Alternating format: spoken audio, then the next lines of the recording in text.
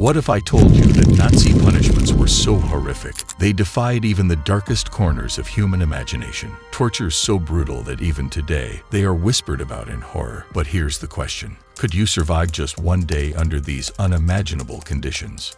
The Nazis weren't just known for their mass extermination camps, but for punishments so savage, they became symbols of fear across Europe. This wasn't just about killing people, it was about breaking their minds, their bodies, and their spirits in the most terrifying ways possible. Today, we're uncovering the most brutal punishments ever carried out by the Nazi regime. Acts of cruelty that even history books are reluctant to detail. But before moving on, make sure to subscribe, because I'm creating premium content that will only be available for my subscribers, and join our growing community. From freezing soldiers alive as punishment for disobedience, to tortures designed to make prisoners beg for death, these were no ordinary punishments. And the worst part, they weren't reserved just for enemies, but even for their own men. What you're about to hear might be hard to stomach, but it's a part of history we can't look away from. But as horrifying as it sounds, what they did to their own soldiers for retreating from battle will shock you even more. Let's start with one of the lesser-known yet incredibly savage punishments inflicted on their own soldiers, the infamous field punishment. You're a young soldier, exhausted from battle, terrified, and desperate to retreat from a hopeless situation. But retreating wasn't an option under Nazi command. If you dared to step back, even to save your life, the punishment could be worse than death itself. Those caught were tied to wooden posts in the freezing cold. The soldiers were left out for hours, sometimes overnight, exposed to the biting wind and snow, with no hope of escape. They weren't allowed to move, speak, or even flinch. Many collapsed from exhaustion or hypothermia, and for some, the punishment was fatal. Imagine the mental torture of standing there, helpless as your body gives out. But that wasn't all. The Nazi commanders believed that punishment needed to be more than just physical. It had to break their spirit, and that was the true goal of this brutal practice. But if you think this was the worst punishment they handed out, just wait. Their treatment of prisoners in secret camps made this look merciful in comparison. Number 2. Inside the Nazi prison camps, where cruelty knew no limits. These camps weren't just places of captivity. They were laboratories of pain.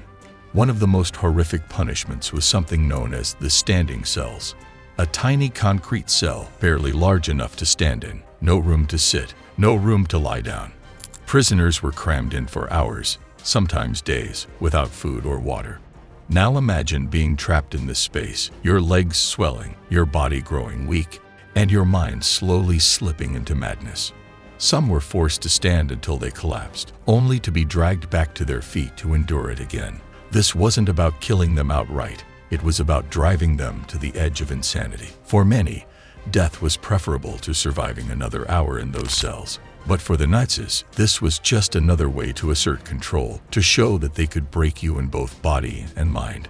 As we dive deeper into the depths of horror, we reach one of the most abhorrent practices: the medical experiments conducted by Nazi doctors. These experiments were not just cruel, they were grotesque violations of humanity. Imagine being taken from your cell, told you're going to receive treatment, only to find yourself subjected to unimaginable torture. Prisoners were injected with infectious diseases, exposed to extreme temperatures, and subjected to horrific surgeries without anesthesia. One of the most notorious figures in this dark chapter was Dr. Joseph Mengele, known as the Angel of Death. He took a perverse interest in twins, conducting brutal experiments to study heredity and the effects of torture on the human body. Reports reveal that he would perform surgeries that would leave victims mutilated and in agony, all while taking meticulous notes as if he were conducting a scientific study. The goal: to find ways to enhance the Aryan race at the cost of innocent lives. But the most chilling part, many of these victims were chosen for their race and background, and the results of these experiments are still haunting the world today. Yet, as horrifying as this sounds, the next punishment is a shocking reminder of just how low humanity can sink.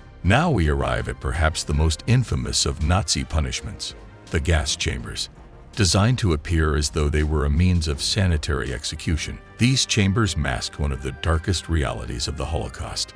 Imagine walking into a building thinking it's a place of safety, only to realize too late that it's a trap. Victims were herded into these chambers under the guise of showering, often accompanied by the promise of a better life. But instead of water, they faced a suffocating death. The Nazis used Zyklon B, a pesticide that became an instrument of mass murder. The sheer horror of watching innocent lives extinguished in moments, gasping for breath, all while the perpetrators looked on with indifference. In these moments, the true depths of human depravity were laid bare. These chambers didn't just kill bodies, they extinguished families, dreams, and futures. The silence that followed was deafening, echoing the cries of those who perished. As we reflect on these unimaginable atrocities, we must confront the haunting aftermath. The scars left by Nazi punishments run deep, affecting survivors and their descendants for generations. Families torn apart, lives shattered, and communities forever changed. But what's perhaps even more chilling is how these events serve as a stark reminder of the fragility of human rights. Post-war trials aim to bring justice for these crimes against humanity, but many perpetrators escaped accountability, living out their lives without facing the horrors they inflicted. The question remains, how do we ensure such brutality never happens again? But what can we do today to prevent history from repeating itself? The answer lies in understanding our own responsibilities as global citizens. The most brutal Nazi punishments were not just acts of cruelty. They are a stark reminder of what can happen when humanity turns a blind eye. Let's be vigilant, educate ourselves, and honor those who endured unimaginable suffering by building a world based on empathy, respect, and understanding.